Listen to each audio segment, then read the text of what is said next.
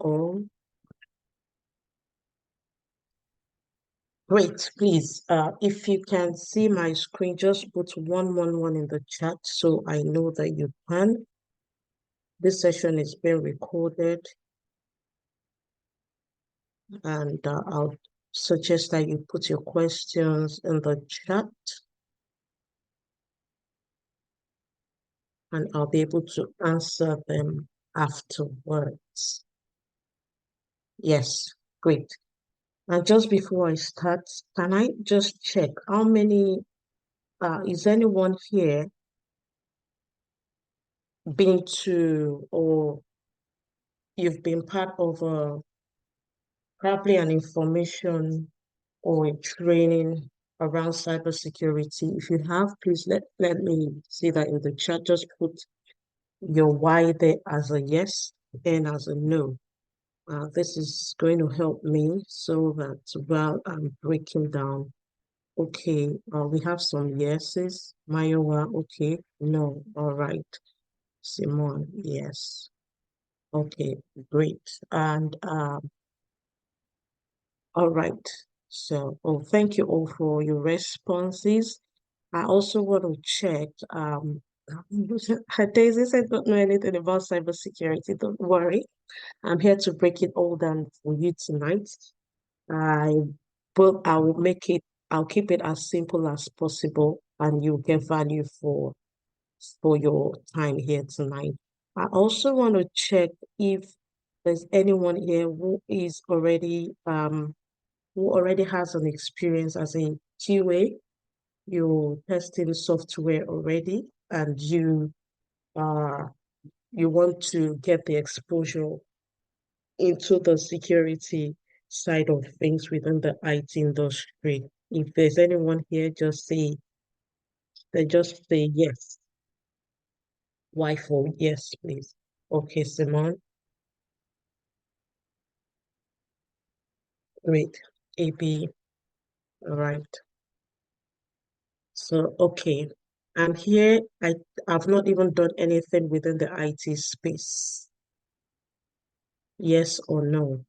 I've done something within the IT space. I haven't done anything within the IT industry at all. I'm a total newbie, vanilla, like nothing about IT.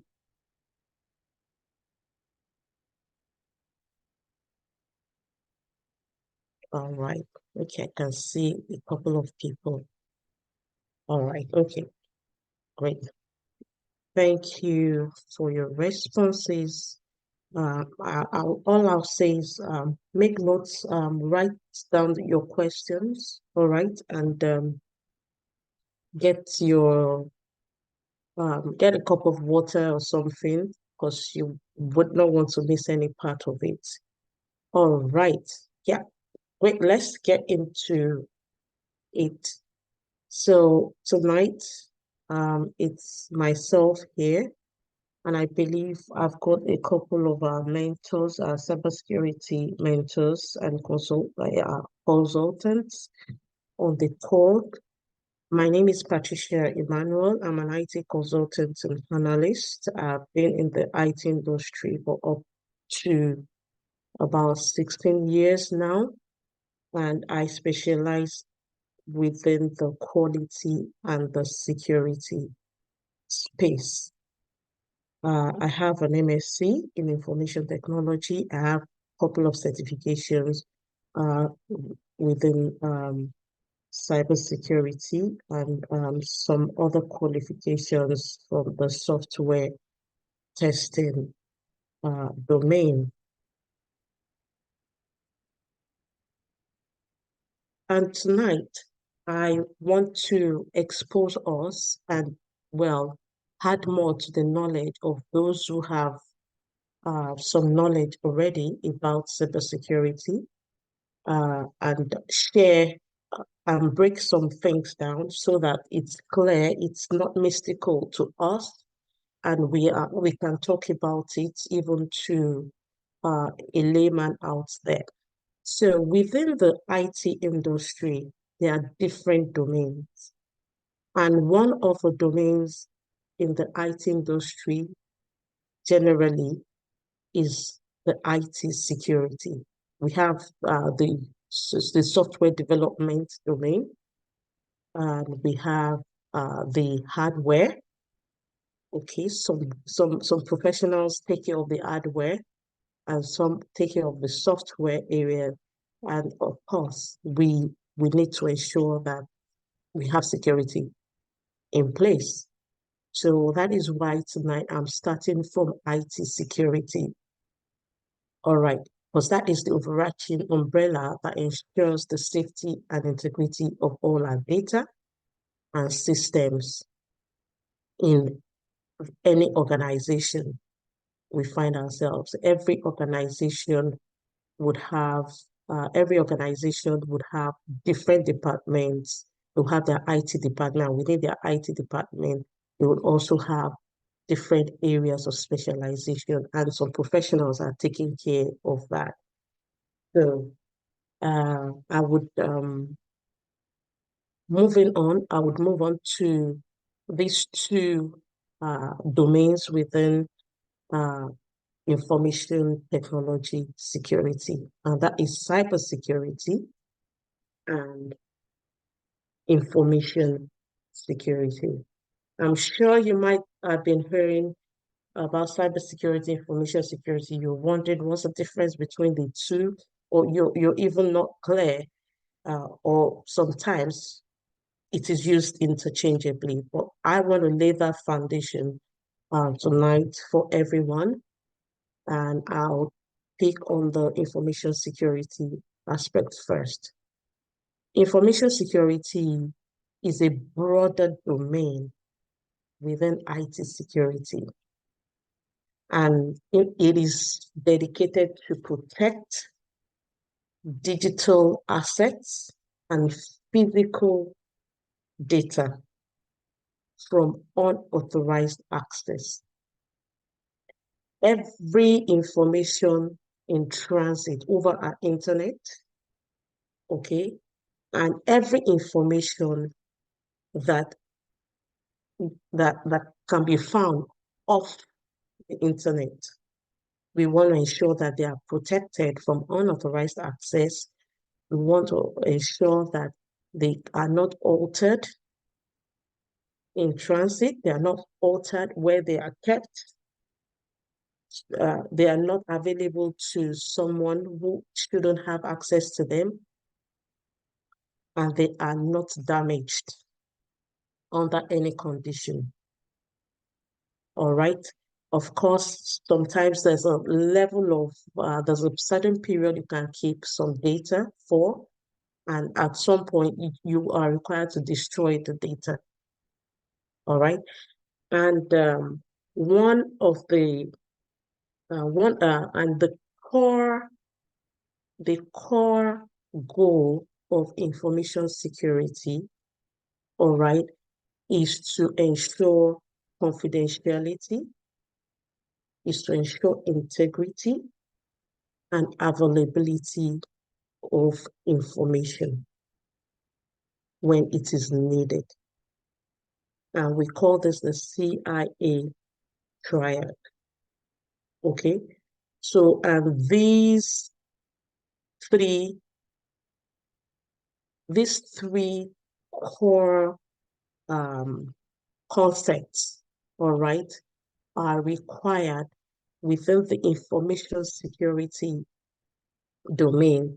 We want to ensure that sensitive information is accessible only to people who are authorized to have access to them. For example, you go to you're able to access your banking application. You are authorized to access it because it is your account, and it's only for your use. Every other person that have accounts in that same bank, within the same banking service provider that you're using, they have their own accounts, and it is confidential to them. So that is what confidentiality is about. So Integrity ensures that the data is accurate, it is not changed, it cannot be changed even in transit, and the data is protected from any sort of modification. Okay, you want to access the data, you are able to access it. That is availability. You want to view your balance, the system is available for you to access it only to you, because you are the only person that is authorized uh, to view that information. Okay, so that is information security for you. Now, we'll look at cybersecurity as it is. This is a domain in IT security that is dedicated to the protection of digital assets over the internet. Cyber security. I would also like to say that it's a subset of information security. It specifically targets digital assets. And what are the digital assets? We are looking at systems, networks, we are looking at data, we are looking at everything that that are everything that goes that hosts data, and that everything that is involved in the transmission of data over the internet. I hope I'm making some clarity here. So when you go deeper into cybersecurity, what is it protecting these digital assets from? It's protecting these digital assets, our computers, our network servers, and data. It's protecting it from malicious attacks. It's protecting it from online threats. It's protecting it from cyber threats like malware, ransomware, any sort of hacking attempts. All right. And the use of technical solutions are involved in the course of this protection. So if you've heard about firewalls, intrusion detection systems, network monitoring tools, secure softwares, secure digital environments, all that. So some technical means are employed to protect digital assets over the internet. All right. Now, we have some areas of cybersecurity that are focused on protecting these digital assets.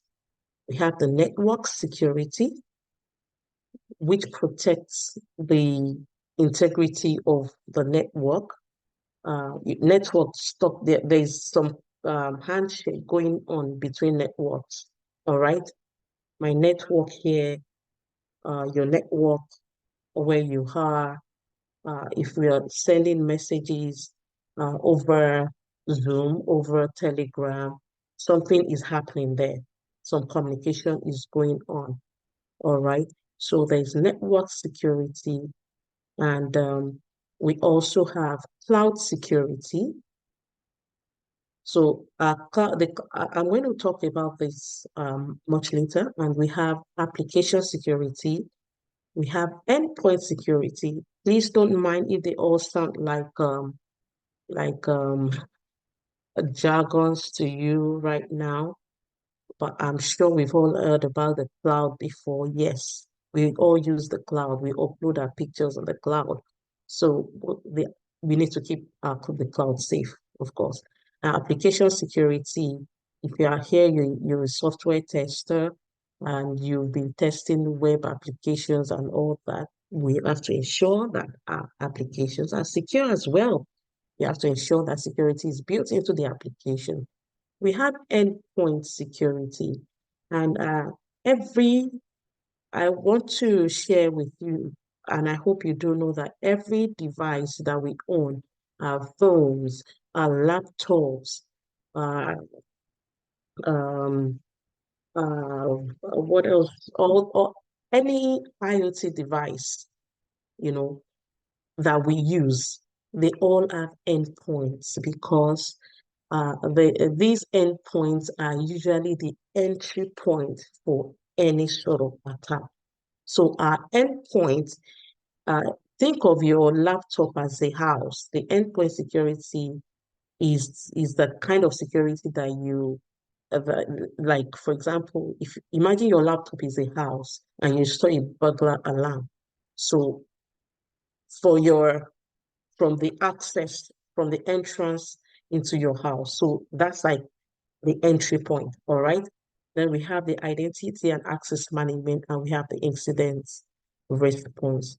From the common body of knowledge of the CISSP, the exam body for Certified Information Systems and Security uh, Protection, there are about, I think that about 12 domains. So it's not limited to all of this, but it's just good to be aware that there are specific um, areas of cybersecurity that are focused on protecting digital assets. Now, if we look into these individual uh, domains within cybersecurity as well, these areas where I've mentioned the network security. This includes securing communication networks and preventing unauthorized access. So I don't know if where you have been today. Imagine you've been out there, you've connected to a public network, check your email.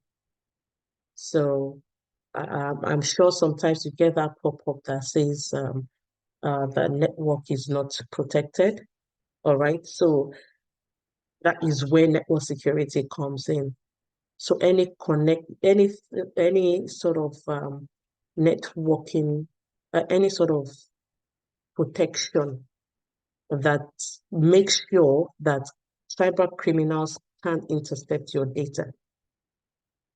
That is what is put in place within a network. It could be a firewall. It could be a firewall. Sometimes some people make use of VPNs, all right?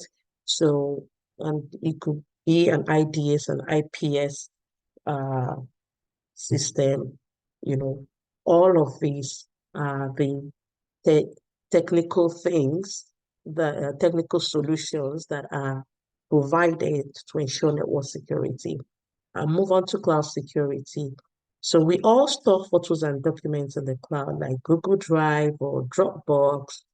So what cloud security does is to ensure that your private holiday pictures don't end up in the wrong hands of people who do not need to have access to them. They make sure that they are encrypted. Like, for example, imagine it's being stored in a digital safe. So that is what cloud security does. So it secures your data, it secures application, it secures your pictures in the cloud uh, through the process of encryption and the kind of configuration settings that are applied to secure the cloud services. Moving on to application security, yes. For those of us that are very familiar with software applications, all right, while you are testing the software for quality purpose, there's also that area of testing your software to ensure that this software has got security built into it. All right. You test it for any sort of vulnerability in the code. Of course, there are different security tools that can be applied when developers are writing their code. You know, the knowledge of this is really important to you as well as a software tester who is also getting some exposure within the cybersecurity space. You're also a guardian of that application. You want to ensure that this application is also secure. All right. Then we have the endpoint security. This I mentioned earlier, all our individual devices. Think of any IoT device, your workstation, your mobile phones, your laptop, your tabs. You want to ensure that they are protected from attacks. So some technical controls and solutions applied would be like endpoint firewalls. Okay, so any sort of attack coming in through that entry point, so through that endpoint, the endpoint security uh, uh, control that is applied there prevents any sort of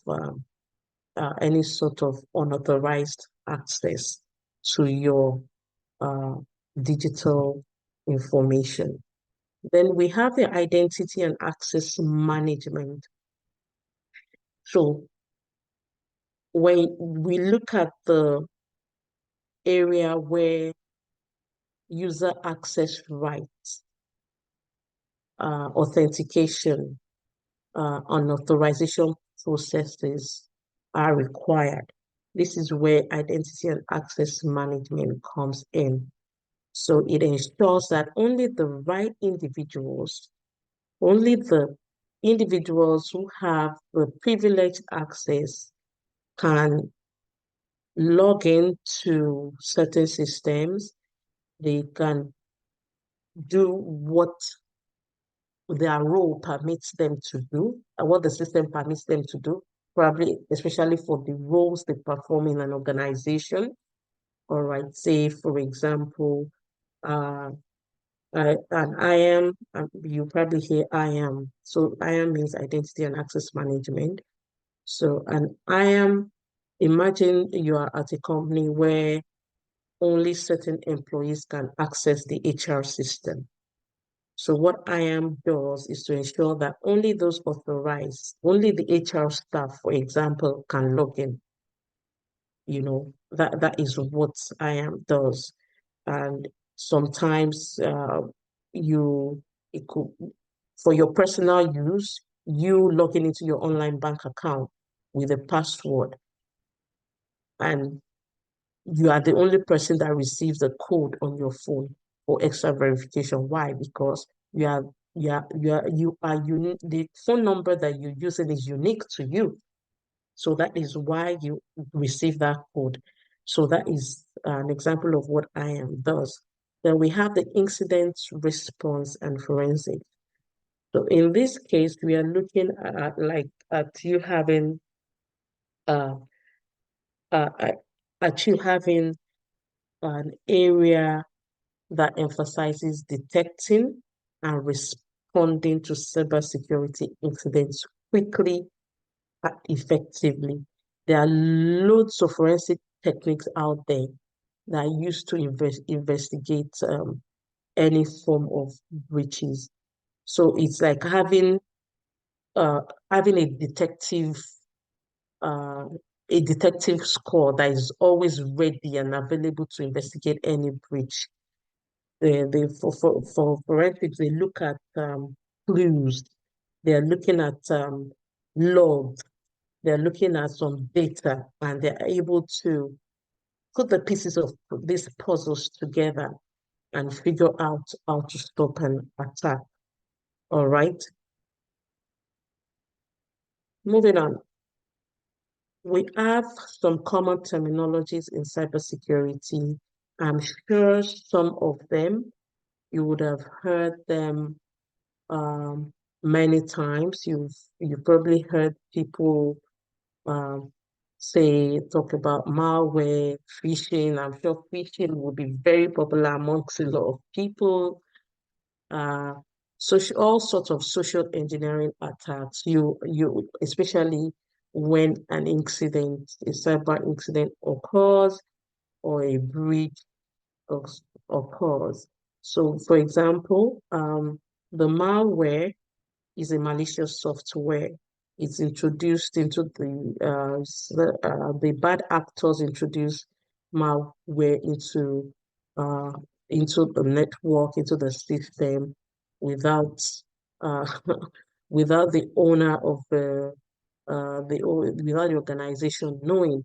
But of course, as a cybersecurity analyst, you are a professional. Yeah, some people are trained in that field to put some um, some technical controls in place uh, to be able to ask, to be able to identify or detect some systems are put in place. And I'm going to talk about that later. So malware, what does it? It damages and disrupts um, the excuse me, it damages and disrupts the system. It could be I'm sure some people would have at some point say, "Oh, a virus got into my system." You know, it could be a worm, all right. It could be a virus introduced into your system without you knowing, or just something. Maybe you probably clicked on the phishing email, and then that's a malware on your system. So, what is phishing exactly? Is a social engineering attack. What Attackers attempt to steal sensitive information like your password, your credit card number, by posing as a trustworthy source, trustworthy entity, and they send you a deceptive email. And there are different ways that you can, and different clues. If you are aware of these clues, as soon as you see a phishing email being sent to you, you'll be able to identify that kind of email, and you're never going to touch it. Or you will eventually have, if it's at your workplace, you will probably just report that email to your IT department immediately. Then we have the firewall. I mentioned this earlier, is a network security system. You hear that it's a common terminology here, firewall. It filters network. So it filters, it monitors and controls incoming and outgoing network traffic. And these are set up based on specific security rules. So the firewall is like uh, you you can hear it, firewall, okay? Firewall just is just there as your how do I as a guard, as a guard that says, no, you can't come in, you can't, but some specific rules are actually applied when these firewalls are being configured on the system. Then we have encryption. I know when if you're a WhatsApp user, you would have seen that message that says, "Oh, all the information exchanged between you and this person, all messages exchanged are encrypted." So, what encryption is the process of converting data into an unreadable format uh, to prevent unauthorized access. That's just what encryption is about. And it's only the authorized party that can decrypt the data back to its original form. So while your messages are being sent across on your WhatsApp to nobody can actually nobody has any access to that. It's only the person you're sending it to that is able to get that message in a readable format. But while in transit, it is going through, it is being encrypted. Then we have zero-day vulnerability. Yeah, you hear this a lot. Is a software vulnerability that is uh, unknown to the provider, or in the industry they'll say the vendor, unknown to the vendor, or has not yet been patched. So this is a sort of vulnerability that has not been experienced at all. You know, within the software development, you'd say, oh, this is a known bug. Okay. But within a when we're talking about zero-day vulnerability, it is not known. It's not even known to the vendor. Okay. You hear more about that when if you are coming on into the stock analyst training. Then we have uh, the EDOS, distributed denial of service attack. Uh, in this case, multiple systems are compromised because attackers flood a targeted system with traffic, and that system is just the system is overwhelmed. The system can't take in any more of this traffic. And what happens? The system could shut down, and users no longer have access to it, and it can cause a disruption to the operations in any organization. So then we have the ransomware. Is also a type of malware. I mentioned that earlier. It locks out users out of their systems and data there. I think um, some we had a couple of incidents maybe in the last 2, 3 months. One with one with TFL, and then we have one with CrowdStrike. So whenever you hear that, oh, an organization's systems have been shut down and users are locked out of their systems, uh, probably because a cyber attacker is demanding a ransom payment to restore access. I think that's happened to NHS as well before, to restore access to the system. Then we have penetration testing. So if you are a tester here, you would be familiar with testing. Testing happens within cybersecurity as well. So this is a security testing process, but the professionals that perform this testing are ethical hackers. They are also hackers, but they are the good actors. They are the good hackers. What they do is to attempt to find and exploit any sort of weakness in the system. And the purpose and the goal is to be able to strengthen the defenses of the system. Then we have the same security information and event management. This is a security solution.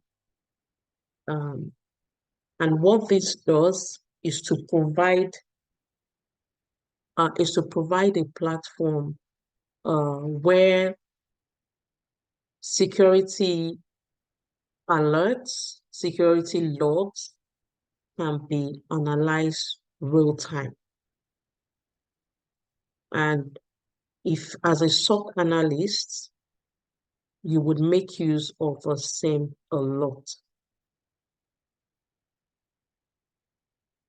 We have the multi-factor authentication, MFA. If you've ever had to use Google Authenticator, that falls within the MFA description. So in a situation where you provide two forms of verification, to be able to access your system, so, such as your password, and then a one-time code is sent to your mobile device. So that is what MFA is about. So these terms are common within cybersecurity. Of course, we have a longer list, but over time, you get to understand them more and know what each of these mean and how you can apply the understanding to your work as a security analyst.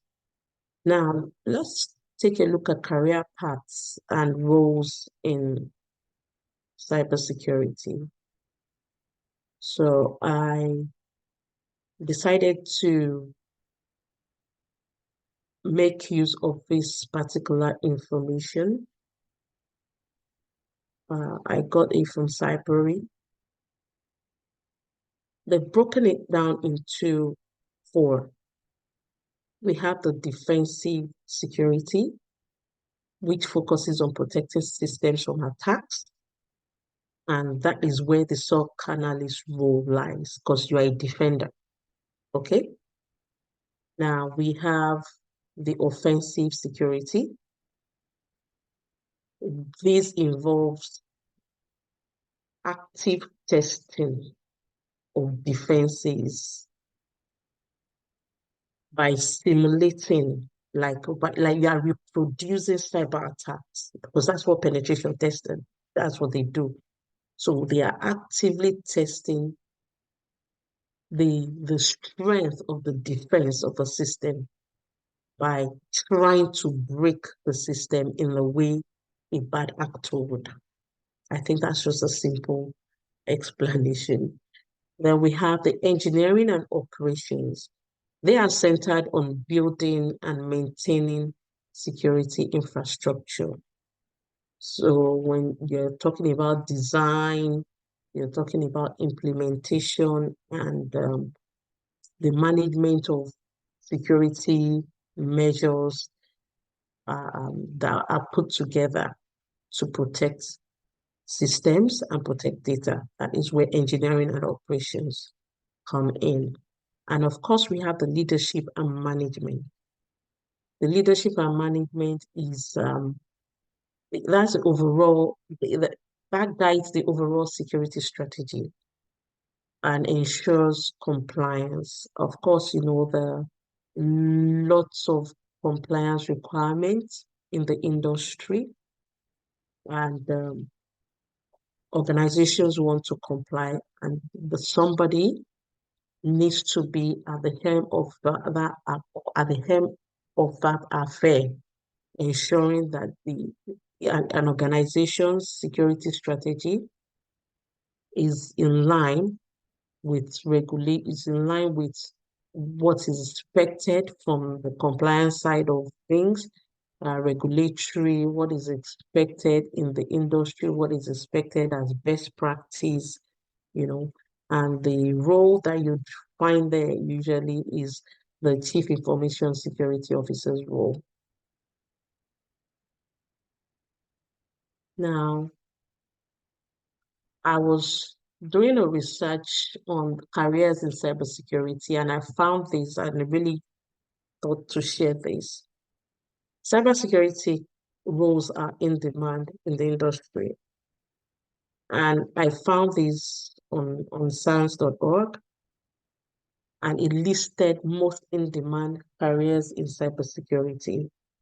Like they need this group of cybersecurity professionals every now and again. Then penetration testers, SOC analysts, cybersecurity consultants, security engineer. They need malware analysts. You can imagine being a malware analyst, you have to analyze malwares. I mean, like, it's just interesting to know, to see these in-demand careers. If you are able to go to their website, you'll see a lot more there. and we have threat hunters, we have OSINT investigators, investigator and analyst, and we have incident responder, cloud security specialists, we have the CISO, we have this list. And let me quickly go through what each of them does so that you have a better understanding. So the penetration tester is the ethical hacker, is a good hacker. I said that earlier on. So the penetration tester would stimulate, reproduce cyber attacks so that they can find vulnerabilities before the hackers do. It's a proactive role. You understand? It's a role where you have to be in a proactive mindset. What I'm looking at a system, I know what the system does. Which way can a bad actor try to break into the system? So they simulate. That's the cyber attack. A SOC analyst monitors security system. And I've measured the security system is same. The SOC analyst monitors the security system. They detect any sort of incident or breaches, and they respond to incident. There, a SOC analyst is also an incident responder. So even within a SOC analyst role, there are a lot of skills paths in that area that would also help you foundationally to grow within cybersecurity. It's a role that is critical to the defensive security space. Now we have the cybersecurity consultant. So the consultant, what do they do? The consultant will be the one to provide expert advice on security networks and data. The companies are usually looking for consultants. Consultants are knowledgeable. They are knowledgeable. They have experience. They've kind of seen a lot within the industry, and they're able to advise. So they provide expert advice. And we also have a security engineer, as I mentioned earlier, when we're talking about designing, building, talk to an engineer, okay? So anything related to infrastructure, talk to an engineer, a security engineer. Then we have the malware analyst. So they uh, look into malicious software. Malicious software. They look into understanding and and and combating. Yeah, let's use the word understanding and combating malicious software, because there's malware attacks usually come in tons. So it's a role that is very critical in the industry. And we have the incident responder, we have the threat hunter, we have the OSINT investigator. Let me talk a bit about the OSINT investigator. So this is a role where, as an investigator, a security investigator and analyst, you are making use of open source tools to um, to identify and extract information about threats. Okay, identify threats that have actually have probably happened before, and you're able to do the analysis. It's really interesting when you are looking into uh, these hosting tools. If you're on the program, you'll be able to use a lot of them on the program. It's really, really very interesting.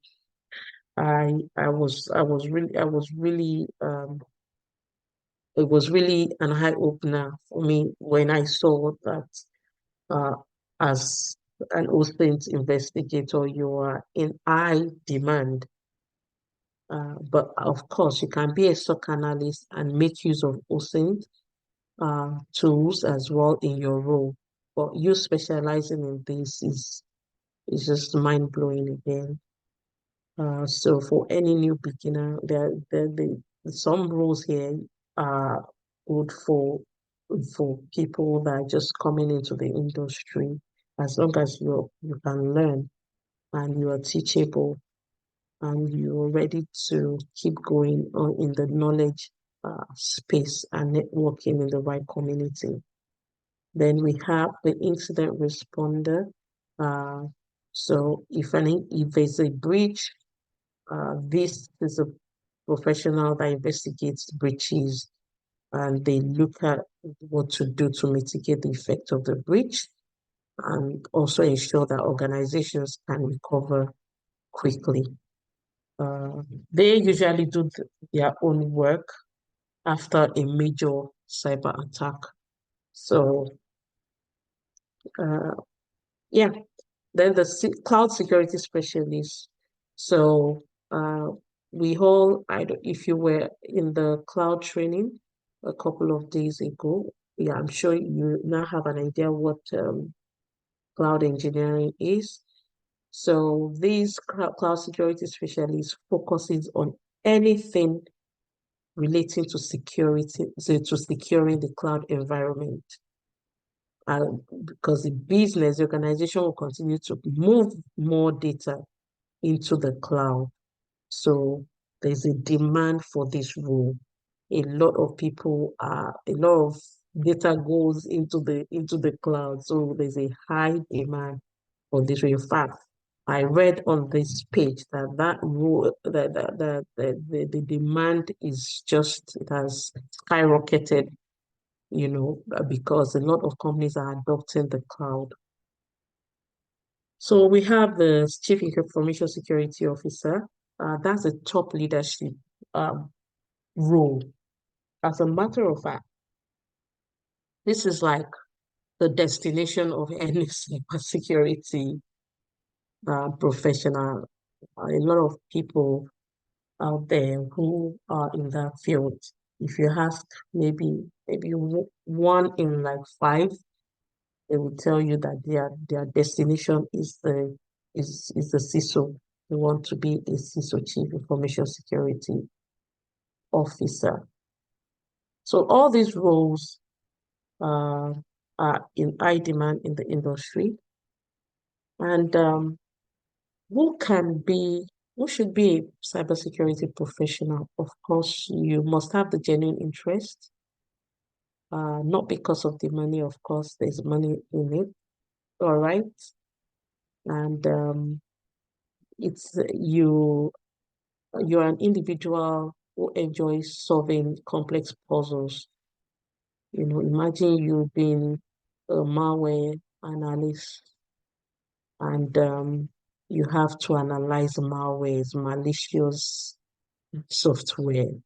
So there's a lot you'll be finding and discovering in the course of doing that. Or imagine if you're a SOC analyst and you are reviewing logs, you are looking out for clues, you know, from on the security saying a lot of information that you would extract and you would have to put them together logically, you know, also working closely with people in your team to be able to detect. Because the truth is that cyber attackers don't tell you we are coming to attack you in the morning or we're coming to attack you at midnight. They can attack anytime. So you must love to solve puzzles and have passion for technology. Now, you must also be able to work under pressure because sometimes it will be quiet because there's no incident. As a SOC analyst, for example, I'm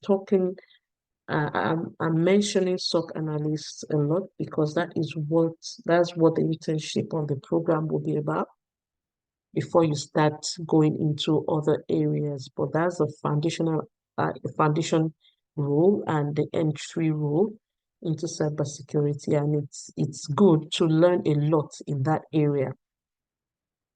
So you must be able to work under pressure. Say you've started work and a couple of weeks, nothing much because there hasn't been any incident. You're just raising your tickets, you're doing analysis and writing reports and monitoring your same. But the moment there's an incident, it's always a pressured environment, and it's also an environment where you get to learn as well. You can think on your feet, make decisions, follow protocols and guidelines, and ensure that what needs to be done from the security, monitoring, detecting, and reporting, analyzing and reporting side of things, you're able to do them. And you're also someone who is curious about how a system works and how they can be protected from threats. All of this would be things that you would learn in the internship. Then you protect how incidents, how systems can be protected, and what your role is as a SOC analyst in that space of protection. Then you're also an individual who is teachable and open to learn. I mean, anything you want to learn or do, you must be teachable. If you don't know, you look for people who have been there, look for people who are doing it currently, and also show you and expose you to what you need to know. And you must have an investigative and protection mindset, because yeah, that's true. Because as you are reviewing a log, you're probably reviewing another pickup file, a network log. You can have a system log, a network log, and all sort of incident log or logs from applications. All together, you are investigating that because you're trying to find a clue. You're trying to find something that would give away the point of threats, on your in your organization's network. So you must have the mindset. Also, as a security analyst, it is nice to have some skills as you start to go um, into the role.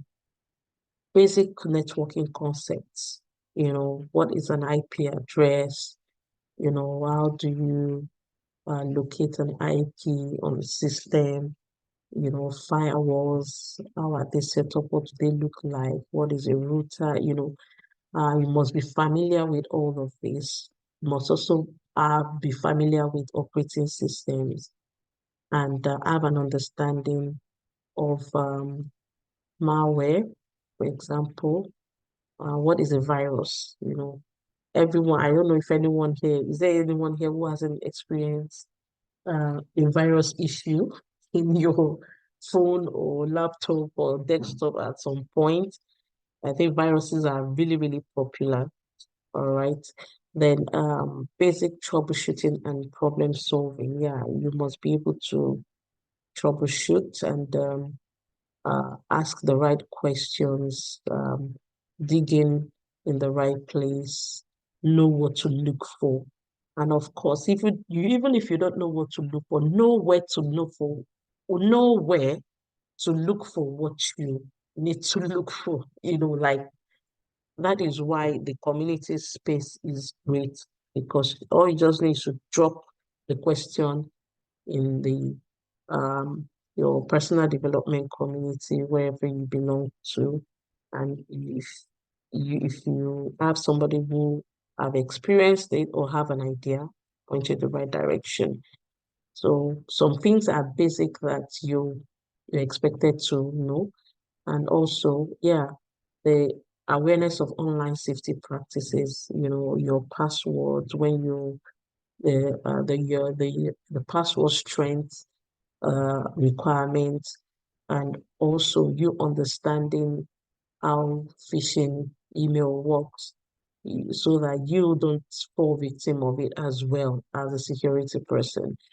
Then I can also teach others how not to fall victim of it. They are basic things I mean, like, this is just a basic requirement for any entry level, and they're just basic, which of course will not overwhelm anyone that is coming into the industry at an entry level. And you must have the curiosity and the desire to learn.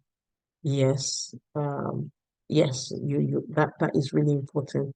I know people say, "Oh, I don't like programming and all that." At the start, it is not mandatory.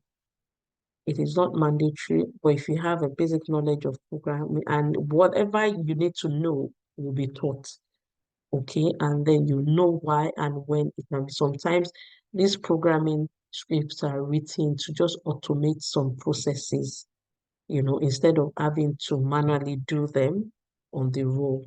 And most often you get to the organization where even when you're employed as a SOC level one analyst, they've already done everything.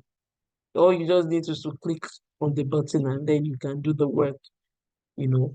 Over time, as you get comfortable with the work on the role, you can start to learn how to write the script. So, of course, we need cybersecurity professionals, all organizations, they are needed everywhere, the government, the financial institutions, entertainment industry, cybersecurity consult, educational institutions.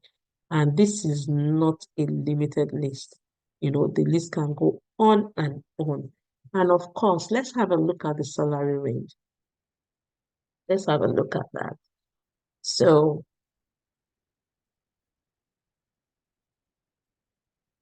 we have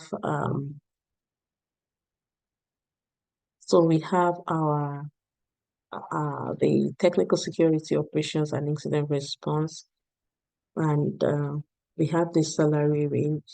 I got this from the careerscyber.com from an article produced as of 2023. This showed the salary ranges for these roles, and all these are cybersecurity. In fact, it broke it down into the regions, different regions, London Southeast Regional, of course, that's the head of security operations, cyber defense analyst, cyber threat intelligence analyst, you know, and the incident response manager. So you can be an incident response analyst. I said earlier, your role starts after a breach has occurred. Security operations analyst, that's the SOC analyst. All right. We have the security operations manager. You can grow into this role, And of course, this is another one here. Cybersecurity director, head of security operations. It's an interesting industry. And one thing I also need to also like share here as well, any organization looking to get you into their industry as well, they would also want to know that, well, they would also want to know if you are a risk that is acceptable. You understand? Like, hiring somebody new into the team is a risk anyway, because you've not worked with the organization before. You only pass through their interview stages, if you understand what I mean. So it's a role that requires you to have that understanding. You can't go into interviews and you are just giving all the out sensitive information. Yeah, let me just put it out.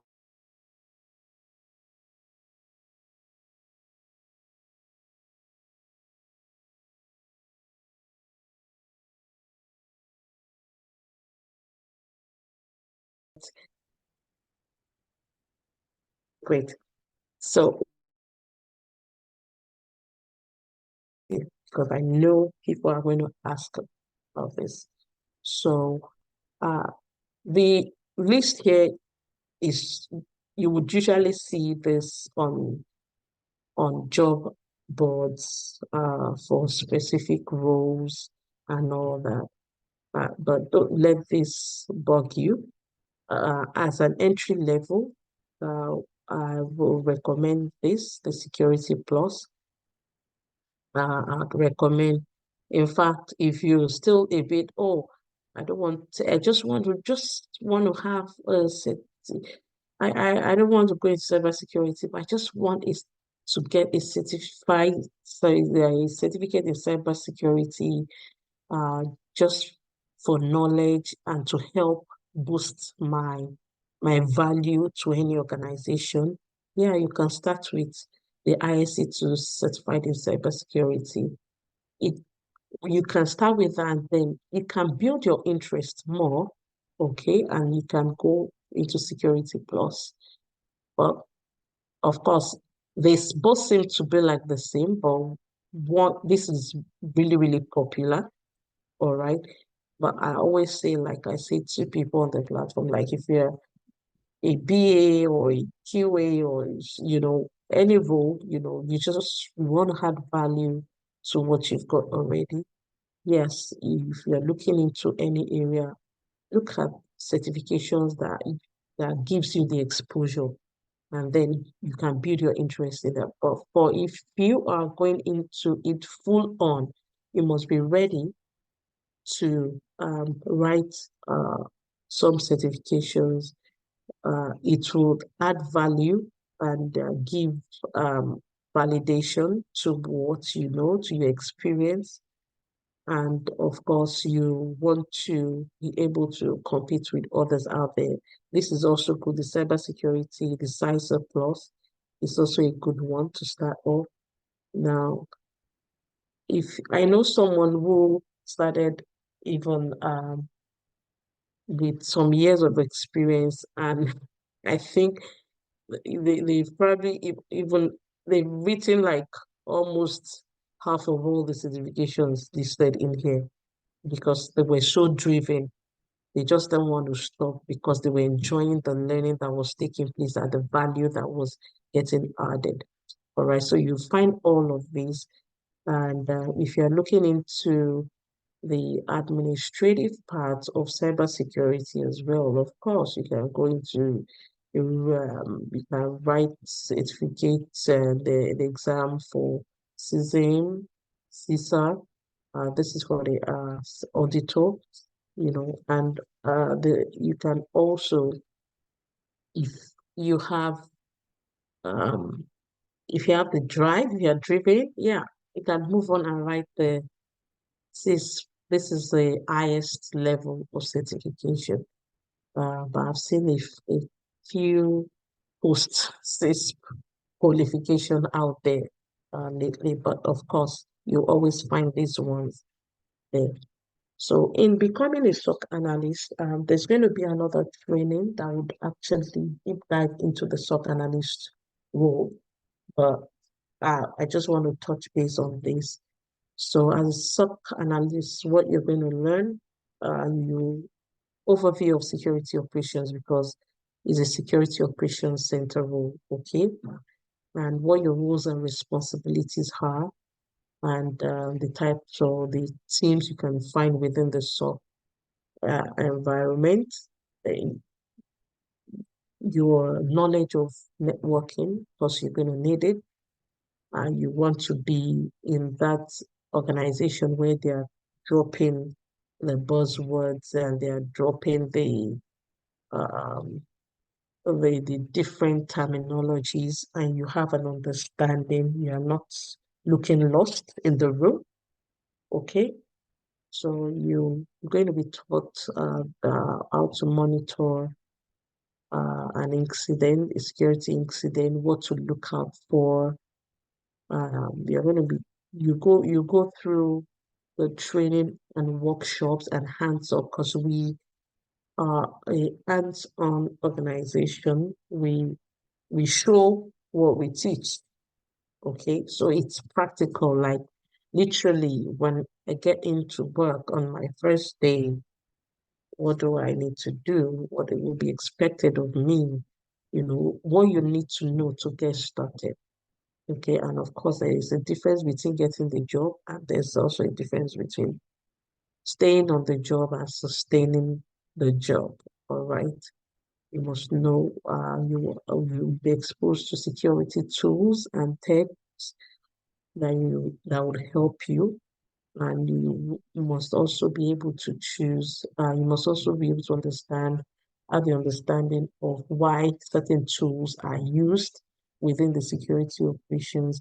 And interestingly, if you have an understanding of how to use a SIM, the security monitoring system, if you have an understanding of using a SIM, you're not going to struggle if you get onto an organization and they're using a different SIM tool.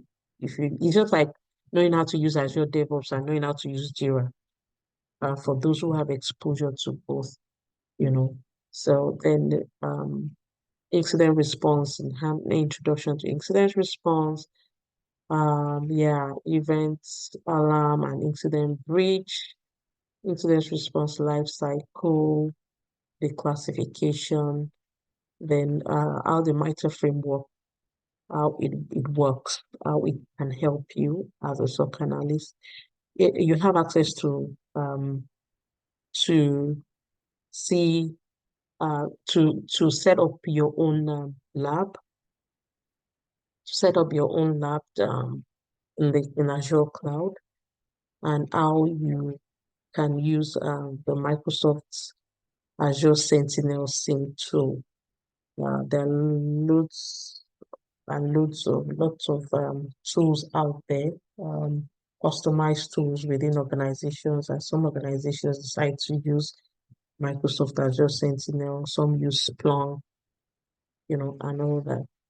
So the expectations, yeah, that you are ready to jump in and get trained and learn as much as you can. Stay positive, stay consistent, attempt this while you are on the program. Start preparing for certifications that you would want to have and hold. Because it's also good the earlier you have them, the better. And of course, job applications, you'll be shown and told how to apply your personal development, because you need to continually have your own personal development goals that would help you to do well and do better in your chosen career path. That is presentation for tonight.